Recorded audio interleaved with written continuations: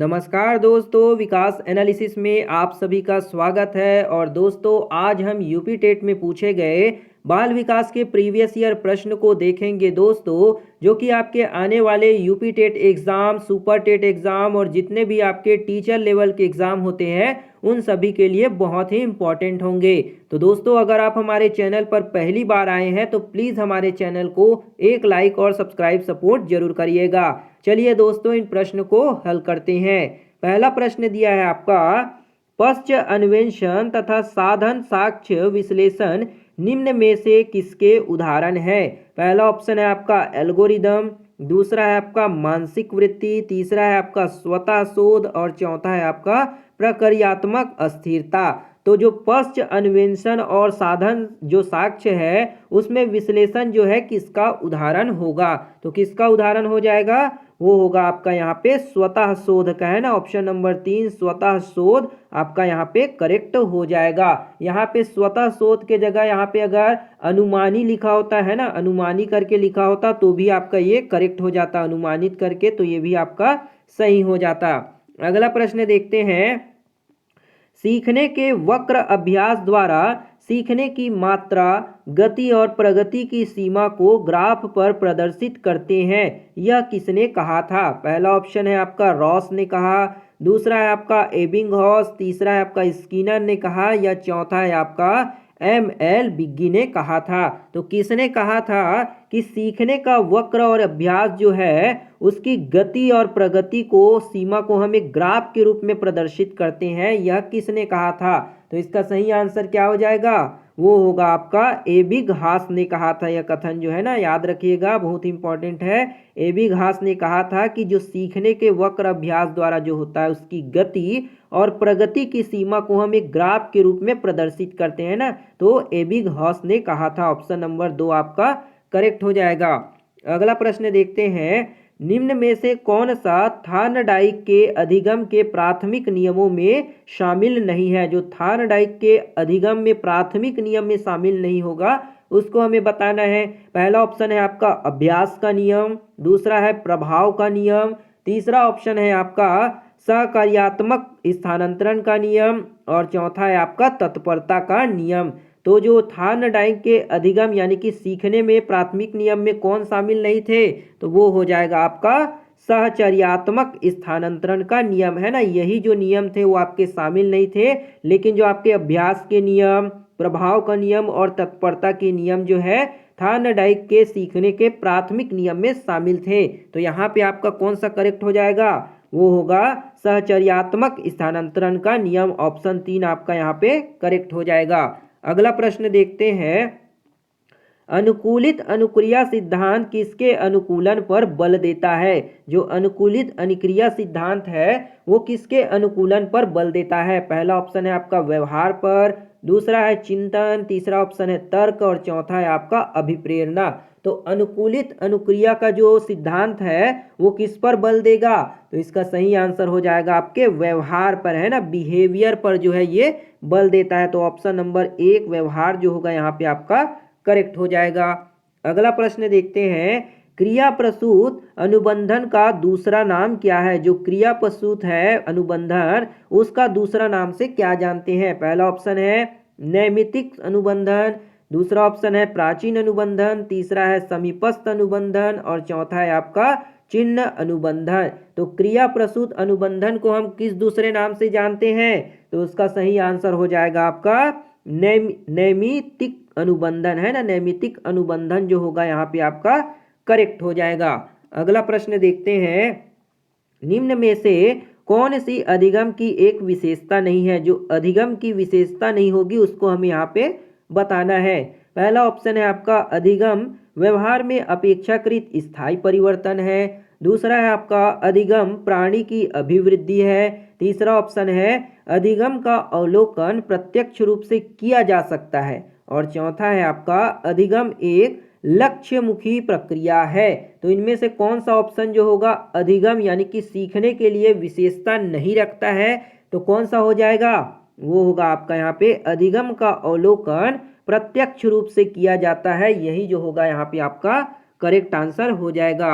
अगला प्रश्न देखते हैं, कोहलर यह सिद्ध करना चाहता था कि सीखना जो है क्या होगा। पहला ऑप्शन है आपका स्वायत्त यादृच्छिक क्रिया है, दूसरा है संज्ञानात्मक साकार्य है, तीसरा ऑप्शन एक ऐसी स्थिति है जिसमें व्यक्ति पशु से श्रेष्ठ है, और चौथा कहता है परिस्थिति के विभिन्न अंगों का प्रत्यक्षीकरण है। तो कोहलर ने यह क्या सिद्ध करना चाहता था सीखने के लिए, वो यहाँ पे आपको पूछा गया। तो इसका सही आंसर क्या हो जाएगा, वो होगा परिस्थिति के विभिन्न अंगों का प्रत्यक्षीकरण, है ना। यही जो है कोहलर सिद्ध करना चाहता था। तो ऑप्शन नंबर 4 जो होगा आपका जो स्थिति के विभिन्न अंगों का प्रत्यक्षीकरण है ना, तो ऑप्शन नंबर 4 जो होगा आपका यहाँ पे करेक्ट हो जाएगा। अगला प्रश्न देखते हैं, किसी भी नई भाषा को सीखने के लिए कहाँ से प्रारंभ किया जाना चाहिए। यानी कि अगर आप कोई नई भाषा को सीख रहे हैं तो उसका शुरुआत कहाँ से करेंगे उस भाषा को सीखने की, है ना। पहला ऑप्शन है आपका वाक्यों के निर्माण से, दूसरा है शब्दों के निर्माण से, तीसरा है अक्षरों व शब्दों के मध्य सहचर्य से, और चौथा है उपयुक्त में से कोई भी नहीं। तो आपको अगर नया भाषा सीखना है तो उसके लिए आपका प्रथम चरण जो होगा, यानी कि शुरू में आप किस चीज़ से शुरुआत करेंगे, तो इसका सही आंसर क्या हो जाएगा, वो होगा अक्षरों व शब्दों के मध्य क्या करेंगे, सहचर्य बनाएंगे, है ना, उनके बीच एसोसिएशन करेंगे। तो ऑप्शन नंबर 3 जो होगा आपका यहाँ पे करेक्ट हो जाएगा। अगला प्रश्न देखते हैं, समावेशी कक्षा में किस प्रकार के छात्र शामिल होते हैं। जो समावेशी कक्षा है उसमें किस तरह के छात्रों को आप शामिल करेंगे। पहला ऑप्शन है सामान्य और विशिष्ट छात्र, दूसरा है केवल सामान्य छात्र, तीसरा ऑप्शन है केवल विशिष्ट छात्र, और चौथा है आपका बहुभाषी और प्रतिभाशाली छात्र। तो जो समावेशी कक्षा है उसमें आप किन तरह के छात्रों को शामिल करेंगे, तो इसका सही आंसर क्या हो जाएगा, वो होगा आपका सामान्य और विशिष्ट छात्र, है ना। सभी बच्चों को आप वहाँ पे शामिल करेंगे। तो ऑप्शन नंबर 1 सामान्य और विशिष्ट आपका करेक्ट हो जाएगा। अगला प्रश्न देखते हैं, अधोलिखित में गणित संबंधित अधिगम अक्षमता को कौन सा पद परिभाषित होता है। यानी कि किसी बच्चे को गणित संबंधी जो है अधिगम में क्या हो रही है, अक्षमता हो रही है, यानी कि उनको पढ़ने में प्रॉब्लम हो रही है, तो उन्हें कौन सा दोष होगा ये पूछा गया है। पहला ऑप्शन है पठन दोष, दूसरा है आपका गणना दोष, तीसरा ऑप्शन है आपका निरक्षरता संबंधी दोष, और चौथा है उपयुक्त में से कोई नहीं। तो किसी बच्चे को गणित संबंधी समस्या को हल करने में परेशानी हो रही है तो उसे कौन सी जो है दोष होगी, तो वो हो जाएगा आपका गणना दोष, है ना, जिसको हम डिसकैलकुलिया के क्या होता है, डिसकैलकुलिया या फिर क्या बोलते हैं डिसकैलकुलिया के नाम से भी जानते हैं ना। ऑप्शन नंबर 2 जो होगा यहाँ पे आपका गणना दोष करेक्ट हो जाएगा। अगला प्रश्न है आपका, समावेशीकरण की सफलता के लिए आवश्यक है। जो समावेशीकरण है उसके लिए, उसकी सफलता के लिए क्या चीज़ जरूरी है। पहला ऑप्शन है आपका अभिभावकों की भागीदारी का ना होना, दूसरा है अलगाव, तीसरा है आपका क्षमता निर्माण का अभाव, और चौथा है आपका संवेदनशीलता। तो समावेशीकरण की सफलता के लिए क्या चीज़ आवश्यक है, तो वो हो जाएगा आपका क्या, संवेदनशीलता, है ना। संवेदनशीलता जो है आपके समावेशीकरण की सफलता के लिए बहुत जरूरी है। तो ऑप्शन 4 संवेदनशीलता आपका करेक्ट हो जाएगा। अगला प्रश्न देखते हैं, निम्न में से कौन सा संवेग का तत्व नहीं है। जो संवेग का तत्व नहीं होगा उसको हमें बताना है। पहला ऑप्शन है आपका दैहिक, दूसरा है संज्ञानात्मक, तीसरा है व्यवहारात्मक, और चौथा है आपका संवेदी। तो निम्न में से कौन सा जो होगा संवेग का तत्व नहीं होगा, तो वो हो जाएगा क्या, तो वो होगा आपका संवेदी। संवेदी जो होता है आपका संवेग का तत्व नहीं होगा। तो ऑप्शन नंबर 4 जो होगा सेंसरी यानी कि संवेदी आपके संवेग का तत्व नहीं होगा, है ना। तो ऑप्शन नंबर 4 करेक्ट होगा। अगला प्रश्न देखते हैं, संज्ञानात्मक क्षेत्र का सही क्रम क्या है। जो संज्ञानात्मक क्षेत्र है उसका हम यहाँ पे सही क्रम जो है बताना है। तो संज्ञानात्मक क्षेत्र में कौन सा क्रम जो होगा सही होगा। पहला ऑप्शन है आपका मूल्यांकन, अनुप्रयोग, विश्लेषण, संश्लेषण, फिर उसके बाद दिया है अवबोधन, ज्ञान। दूसरा ऑप्शन है मूल्यांकन, संश्लेषण, विश्लेषण, अनुप्रयोग, अवबोधन, ज्ञान। तीसरा ऑप्शन है ज्ञान, अनुप्रयोग, अवबोध विश्लेषण, संप्रेषण, संश्लेषण और मूल्यांकन। और चौथा है आपका ज्ञान, अवबोध, अनुप्रयोग विश्लेषण, संश्लेषण, मूल्यांकन। तो संज्ञानात्मक क्षेत्र का सही क्रम क्या हो जाएगा? वो होगा यहाँ पे आपका सबसे पहले क्या चीज जरूरी है? ज्ञान का होना है ना। ज्ञान के बाद अवबोधन, फिर अनुप्रयोग करेंगे, फिर उसका विश्लेषण, और विश्लेषण के बाद आप उसे क्या करेंगे? संश्लेषित करेंगे, और उसके बाद उसका मूल्यांकन करेंगे। यानी कि ऑप्शन नंबर 4 यहाँ पे आपका संज्ञानात्मक क्षेत्र का सही क्रम हो जाएगा।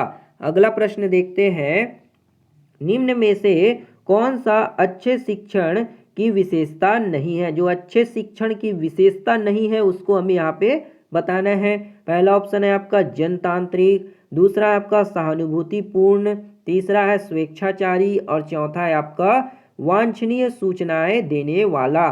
तो कौन सा जो होगा अच्छे शिक्षण की विशेषता नहीं होगा? तो कौन सा हो जाएगा? वो होगा आपका स्वेच्छाचारी, है ना। ऑप्शन नंबर 3 जो होगा स्वेच्छाचारी जो होगा आपका यहाँ पे अच्छा शिक्षण की विशेषता को नहीं बताएगा। तो ऑप्शन 3 आपका करेक्ट हो जाएगा। अगला प्रश्न देखते हैं, अभिप्रेरणा का प्रत्याशा सिद्धांत किसके द्वारा दिया गया? जो अभिप्रेरणा है उसके प्रत्याशा का सिद्धांत किस मनोवैज्ञानिक द्वारा दिया गया? पहला ऑप्शन है मास्लो, दूसरा है हर्जबर्ग, तीसरा है विक्टर ब्रूम, और चौथा है आपका स्किनर। तो किसके द्वारा जो है अभिप्रेरणा का प्रत्याशा सिद्धांत जो है दिया गया? तो किसके द्वारा दिया गया? वो दिया गया आपका विक्टर ब्रूम के द्वारा, है ना। याद रखिएगा, विक्टर ब्रूम द्वारा अभिप्रेरणा के प्रत्यास्थता सिद्धांत को दिया गया। तो ऑप्शन 3 आपका यहाँ पे करेक्ट हो जाएगा। अगला प्रश्न है आपका, अग्रिम व्यवस्थापक प्रतिमान किस परिवार से संबंधित है? जो अग्रिम व्यवस्थापक प्रतिमान जो है किस परिवार से संबंधित है वो बताना है। पहला ऑप्शन है आपका सामाजिक अंतःक्रिया से, दूसरा ऑप्शन है सूचना प्रक्रियाकरण, तीसरा ऑप्शन है व्यक्तित्व, और चौथा है आपका व्यवहार परिमार्जन से। तो अग्रिम जो व्यवस्थापक प्रतिमान है वो किस तरह के परिवार से संबंधित होगा? तो इसका सही आंसर क्या होगा? वो हो जाएगा आपका सूचना प्रक्रियाकरण। ऑप्शन नंबर 2 सूचना प्रक्रियाकरण जो होगा आपका करेक्ट हो जाएगा। अगला प्रश्न देखते हैं, कौशलों के स्थानांतरण, है ना, कौशलों के स्थानांतरण के लिए कौन सा उपयोगी है? जो कौशल है उसके स्थानांतरण के लिए क्या चीज जो होगा आपका उपयोगी होगा? पहला ऑप्शन है आपका रेखीय अभिक्रम, दूसरा है शाखीय अभिक्रम, तीसरा ऑप्शन है कौशल अंतरण एक गति है ना कि उद्देश्य, और चौथा है तैयारी और अर्जन। तो कौशलों के स्थानांतरण के लिए कौन सा जो होगा आपका उपयोगी हो जाएगा? तो इसका सही आंसर क्या होगा? रेखीय अभिक्रम, है ना। आपका रेखीय अभिक्रम जो होगा कौशल के स्थानांतरण के लिए उपयोगी होगा। तो ऑप्शन नंबर 1 रेखीय अभिक्रम करेक्ट हो जाएगा। अगला प्रश्न है आपका, निम्न में से कौन सा शिक्षण का सूत्र नहीं है? जो शिक्षण का सूत्र नहीं होगा उसको हमें यहाँ पे बताना है। पहला ऑप्शन दिया है आपका अनिश्चित से निश्चित की ओर, दूसरा ऑप्शन है आपका दृश्य से अदृश्य की ओर, तीसरा ऑप्शन है कठिन से सरल की ओर, और चौथा है निगमन से आगमन की ओर। तो कौन सा जो होगा इन विकल्प में से शिक्षण का सूत्र नहीं होगा? तो कौन सा हो जाएगा? वो होगा यहाँ पे आपका निगमन से आगमन की ओर, है ना। ऑप्शन नंबर 4 निगमन से आगमन की ओर शिक्षण सूत्र में नहीं आता है। तो ऑप्शन नंबर 4 करेक्ट हो जाएगा। अगला प्रश्न दिया है आपका, सूक्ष्म शिक्षण चक्र का प्रथम पद होता है। जो सूक्ष्म शिक्षण है उसके चक्र का प्रथम पद जो होगा क्या होगा? पहला ऑप्शन है आपका शिक्षण, दूसरा है योजना बनाना, तीसरा है प्रतिपुष्टि, चौथा है आपका प्रस्तावना। तो सूक्ष्म शिक्षण का प्रथम पद क्या हो जाएगा? तो वो होगा आपका यहाँ पे योजना बनाना, यानी कि प्लानिंग करना, है ना। योजना बनाना आपका सूक्ष्म शिक्षण का प्रथम पद हो जाएगा। तो ऑप्शन 2 आपका योजना बनाना करेक्ट होगा। अगला प्रश्न है, निम्न में से कौन सा अवबोध स्तर के शिक्षण में शामिल है? जो अवबोध स्तर के शिक्षण में शामिल होगा उसको हमें बताना है। पहला ऑप्शन है आपका अनुप्रयोग, दूसरा है तुलना, तीसरा ऑप्शन है पृथक्करण, चौथा है आपका अन्वेषण। तो अवबोध स्तर के शिक्षण में कौन सा शामिल है? तो इसका सही आंसर क्या हो जाएगा? वो होगा आपका अन्वेषण या खोज, है ना। ऑप्शन नंबर 4 यहाँ पे आपका अन्वेषण जो होगा करेक्ट हो जाएगा। अगला प्रश्न है, शैक्षिक सुधारों में प्रभावी विकेंद्रीकरण तभी संभव होगा जब, पहला ऑप्शन है आपका जब खंड व संकुल संदर्भ केंद्रों की भागीदारी बढ़े, दूसरा है स्थानीय संदर्भ व्यक्ति उपलब्ध हो, तीसरा ऑप्शन है अध्यापकों के पास संसाधन और प्रासंगिक सामग्री भी मौजूद हो। सही विकल्प का हमें यहाँ पे चुनाव करना है। तो शैक्षिक सुधारों में प्रभावी विकेंद्रीकरण कब संभव होगा? ये तभी संभव होगा जब जो है खंड व संकुल संदर्भ केंद्रों की भागीदारी को बढ़ाया जाएगा। तो ये आपका करेक्ट हो जाएगा। दूसरा है स्थानीय संदर्भ व्यक्ति उपलब्ध हो, तो ये भी आपका जरूरी है। और तीसरा अध्यापकों के पास संसाधन और प्रासंगिक सामग्री भी मौजूद हो, तो ये भी आपका यहाँ पे करेक्ट हो जाएगा। यानी कि आपका ए बी सी तीनों ऑप्शन जो है सही होंगे, तो ऑप्शन 4 करेक्ट हो जाएगा। अगला प्रश्न देखते हैं, एक छात्र पढ़ रहा है, एक छात्र क्या कर रहा है? पढ़ रहा है। उसका नाम लेकर किसी ने बुलाया, निम्न में से किस संवेदना द्वारा वह छात्र अपनी अनुक्रिया प्रकट करेगा? पहला ऑप्शन है आपका स्पर्श संवेदना, दूसरा है ध्वनि संवेदना, तीसरा है दृष्टि संवेदना और चौथा है आपका प्रत्यक्षण संवेदना। एक छात्र जो है पढ़ रहा था और उसका नाम लेकर किसी ने उनको बुलाया, तो किस तरह के संवेदना का प्रयोग जो है वो छात्र करेगा? तो इसका सही आंसर क्या हो जाएगा? वो होगा आपका ध्वनि संवेदना, है ना। सुनकर ही तो प्रतिक्रिया देगा, तो ऑप्शन नंबर 2 ध्वनि संवेदना आपका यहाँ पे करेक्ट हो जाएगा। अगला प्रश्न है, पियाजे के सिद्धांत के अनुसार प्रासंक्रियात्मक अवस्था की अवधि क्या है? जो प्राक-संक्रियात्मक अवस्था है उसकी अवधि क्या है? पहला ऑप्शन है जन्म से 2 साल, दूसरा ऑप्शन है 2 से 7 साल, तीसरा ऑप्शन है आपका 4 से 8 साल और चौथा है 5 से 8 साल। तो पियाजे के सिद्धांत के अनुसार जो प्राक संक्रियात्मक अवस्था है वो कौन सी हो जाएगी? तो वो होगा आपका 2 से 7 साल, है ना। ऑप्शन नंबर 2 से 7 साल जो होगा यहाँ पे आपका 2 से 7 साल करेक्ट हो जाएगा। अगला प्रश्न दिया है आपका यहाँ पे, निम्न में से कौन सी बात बाल्यावस्था के बौद्धिक विकास की विशेषता नहीं है? बाल्यावस्था की जो बौद्धिक विकास की अवस्था की विशेषता नहीं है उसको हमें बताना है। पहला ऑप्शन है विज्ञान की काल्पनिक कक्षाओं में अधिक रुचि है, दूसरा है बढ़ती हुई तार्किक शक्ति, तीसरा ऑप्शन है भविष्य की योजना की सूझबूझ और चौथा है काल्पनिक भयों का अंत। तो बाल्यावस्था के बौद्धिक विकास की विशेषता इनमें से कौन सी नहीं होगी? तो वो होगा यहाँ पे आपका भविष्य की योजना की सूझबूझ, है ना। जो बाल्यावस्था में बच्चे होते हैं उनके बौद्धिक विकास में जो भविष्य की योजना होती है उनकी सूझबूझ नहीं होती है। तो ऑप्शन नंबर 3 यहाँ पे आपका करेक्ट हो जाएगा। अगला प्रश्न देखते हैं, इनमें से कौन मनोवैज्ञानिक भाषा विज्ञान से संबंधित है? कौन से मनोवैज्ञानिक है जो भाषा विज्ञान से संबंधित है? पहला ऑप्शन है बीने, दूसरा ऑप्शन है आपका चॉम्स्की, तीसरा है पेवलोव और चौथा है आपका मास्लो। तो कौन से मनोवैज्ञानिक है जो भाषा विज्ञान से संबंध रखते हैं? तो कौन से हो जाएंगे? वो होगा आपका चॉम्स्की, है ना। ऑप्शन नंबर 2 चॉम्स्की जो है भाषा विज्ञान के जनक के रूप में जाना जाता है ना, याद रखिएगा। भाषा विकास के जो जनक है उनके रूप में जो है चॉम्स्की को जाना जाता है। तो ऑप्शन 2 यहाँ पे आपका करेक्ट हो जाएगा। अगला प्रश्न है, थार्नडाइक ने अपने सिद्धांत को किस शीर्षक से सिद्ध किया है? तो थार्नडाइक है उन्होंने कौन सा ऐसा सिद्धांत से अपने शीर्षक को सिद्ध किया है? पहला ऑप्शन है आपका अधिगम के प्रयास एवं भूल, दूसरा ऑप्शन है संकेत अधिगम, तीसरा है संज्ञानात्मक अधिगम और चौथा है स्थान अधिगम। तो थार्नडाइक ने अपने सिद्धांत को किस शीर्षक के द्वारा सिद्ध किया है? तो इसका सही आंसर हो जाएगा आपका क्या?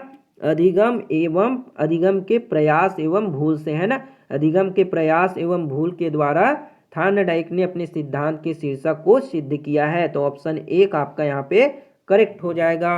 अगला प्रश्न देखते हैं, गिरोह अवस्था किस आयु वर्ग एवं विलंब विकास से संबंधित है, अर्थात बच्चे जो है किस अवस्था में गिरोह जो है बनाते हैं और विलंब विकास की अवस्था है, यानी कि उनका विकास जो है धीरे धीरे होता है।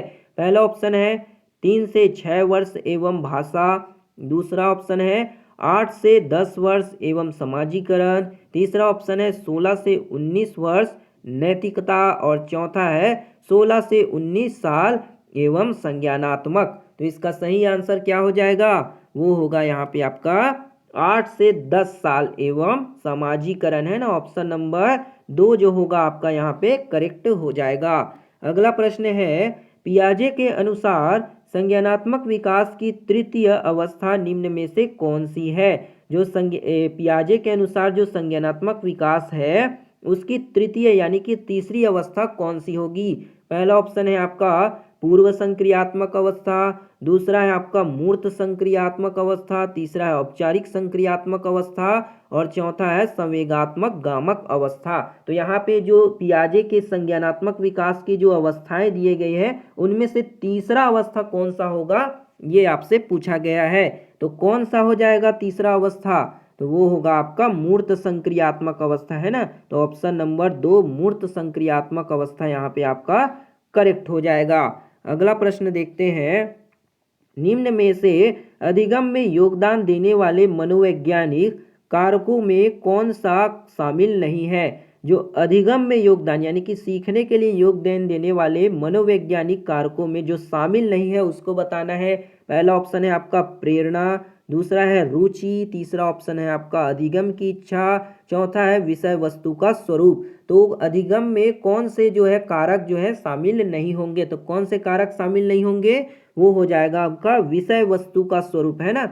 जो विषय वस्तु का स्वरूप है वो जो होगा आपका शामिल नहीं होगा। तो ऑप्शन नंबर 4 आपका यहाँ पे करेक्ट हो जाएगा। अगला प्रश्न दिया है आपका, निम्न में से सामाजिक मूल्य कौन सा है। जो सामाजिक मूल्य होगा उसको यहाँ पे आपको बताना है। पहला ऑप्शन दिया है आपका प्राथमिक लक्ष्य, दूसरा है मूल प्रवृत्ति, तीसरा ऑप्शन है सहायता परक व्यवहार और चौथा है आक्रामकता की आवश्यकता। तो कौन सा जो होगा आपका सामाजिक मूल्य होगा, तो कौन सा हो जाएगा सामाजिक मूल्य, वो होगा आपका सहायता परक व्यवहार करना ही आपका क्या कहलाता है, सामाजिक मूल्य के अंतर्गत आएगा है ना। तो ऑप्शन नंबर 3 सहायता परक जो होगा आपका यहाँ पे करेक्ट हो जाएगा। तो ये थी दोस्तों आपके यूपी टेट में पूछे गए बाल विकास के प्रीवियस ईयर प्रश्न, जिसको हमने आपको समझाने की कोशिश की है। उम्मीद करते हैं दोस्तों आपको ये वीडियो पसंद आया होगा। अगर वीडियो बढ़िया लगा हो दोस्तों तो एक लाइक जरूर करिएगा, शेयर सपोर्ट और सब्सक्राइब भी जरूर करिएगा। और दोस्तों इन प्रश्न को आप एग्जाम देने से पहले एक बार जरूर से सॉल्व कर लीजिएगा, क्योंकि ये आपके प्रीवियस ईयर प्रश्न है और इसी तरह से आपके एग्जाम में पूछे जाते हैं, जो कि बहुत जरूरी है। तो मिलते हैं दोस्तों अगली वीडियो में, तब तक के लिए जय हिंद, वंदे मातरम।